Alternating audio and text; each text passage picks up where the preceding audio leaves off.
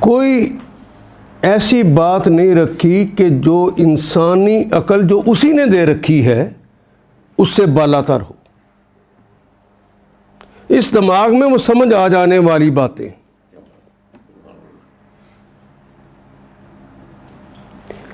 اس میں کوئی اینچ پینچ والی بات کہ آدمی جز بز ہو کہ سمجھ نہیں ہے یہ کیا کہہ دیا ہے. دنیا کے اندر اگر بلیغ ترین کوئی کتاب ہے تو یہ قرآن حکیم. ابن مقفع سے کسی نے پوچھا کہ یہ بلاغت ہوتی کیا ہے,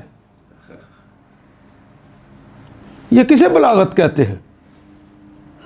آپ کو پتہ ہے کہ ابن مقفع تو بہت بڑا ادیب شاعر تھا, اور زمانے میں وہ اپنے آپ کو عرب اور باقیوں کو عجم کہنے والے لوگ تھے. اس نے تعریف یہ کی, اذا سمع احد, اگر کسی نے کوئی عبارت سنی, یقول استطیع ان اصنع مثل ھذا, وہ اس طرح کی عبارت ہو کہ سننے والا یہ کہے اس طرح کی عبارت تو میں بھی لکھ سکتا ہوں, اتنی آسان ہو. پڑھتے ہی سنتے ہی وہ کہ اس طرح کی عبارت تو میں بھی لکھ سکتا ہوں. اذا حاول و عجز, اگر وہ کوشش کرے تو عاجز آ جائے, ویسا لکھ نہ سکے, اس عبارت کو بلیغ کہتے ہیں جو اندر تک پہنچ جائے.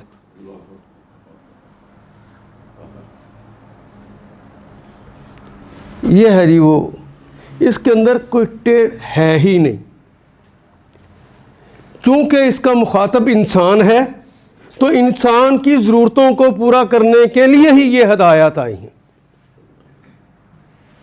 اس میں سے کیمسٹری نکالنا چاہو تو نہیں نکلے گی, فزکس نکالنا چاہو نہیں نکلیں گے, انجینئرنگ کے اصول پوچھنا چاہو گے تو نہیں نکلیں گے.